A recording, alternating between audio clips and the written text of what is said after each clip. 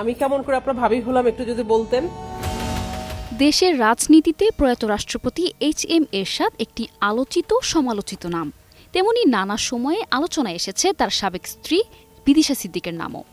এরশাদের দল জাতীয় পার্টিতে কোনো পদ পদবি নেই বিদিশার। দলটির শীর্ষ নেতাদের সঙ্গেও তার সখ্যতা নেই বললেই চলে। সামাজিক মাধ্যমে বেশ একটা সরব ছিলেন না বিদিশা সিদ্দিক। হঠাৎই উদয় তার। দীর্ঘদিন আড়ালে থেকে তিনি হঠাৎ করে ফেসবুক লাইভে বেশ সচল। সাথে তার ছেলে এরিক এরশাদকেও দেখা যায়। এই ধরনের উত্তরই তো দিব। আমার মা তো দেশের ফার্স্ট লেডি ছিল, সে এখন সাবেক রাষ্ট্রপতিকে বিয়ে করেছে, তা আপনারা এই ধরনের স্বপ্ন দেখেন কি করে? সম্প্রতি বিদিশাকে ফেসবুকে বেশ সক্রিয় হতে দেখা যাচ্ছে। এর আগে ফেসবুক লাইভে বিদিশা ও এরিক এরশাদকে গান গাইতেও দেখা গেছে। ফেসবুকে এই নিয়ে দেখা যাচ্ছে নেটিজেনদের নানান কৌতূহল। হঠাৎ সামাজিক মাধ্যমে এত সরব কেন বিদিশা? চলছে আলোচনা সমালোচনা। সুমন, মা ছেলেকে খুব ভালো লাগছে। থ্যাংক ইউ ভাই, আপনি ভালো থাকবেন। Thank you.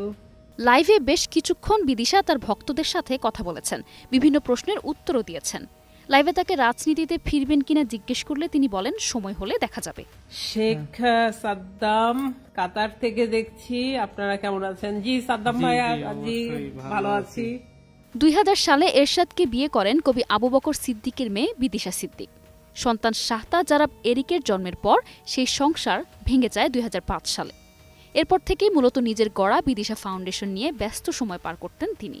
তখন এরশাদের দেয়া চুরির মামলায় জেলেও যেতে হয়েছিল বিদিশাকে।